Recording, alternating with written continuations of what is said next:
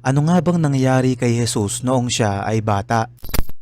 Mga kaibigan, isa sa pinakamahiwagang kwento sa ating mundo ay kung ano ang nangyari kay Jesus sa kanyang pagkabata. Ano yung mga bagay na ginawa niya sa murang edad at kung saan niya ginugol ang kanyang oras. Ayon sa iba't ibang kwento, partikular na sa Tibetan folklore, na malagi raw siya sa India bilang bata pero walang ebidensyang makita sa bagay na to at hindi rin nakasaad sa Biblia. Alam naman siguro nating lahat na siya ay isang karpintero, kaya base sa mga kwentong ito nagkaroon ng conclusion ng ilang Bible scholars na maaaring ito raw ang kanyang ginawa o pinag-aralang matutunan sa kanyang kabataan. Ayon naman sa ilang kwento, bata pa lamang daw siya ay may kakayahan na itong magpagaling ng iba't ibang sakit, dahilan kung bakit daw siya binansagang The Miracle Child. Pero ang pinakamahiwaga sa mga kwento niya bilang isang bata ay kung ano talaga ang nangyari sa kanya between 12 hanggang 30 years old. Dahil kung titignan, halos walang dokumento o impormasyon patungkol dito. Ayon sa ilan, nag-aral daw ito ng healing at magic sa Egypt, habang ang sinasabi naman ng iba,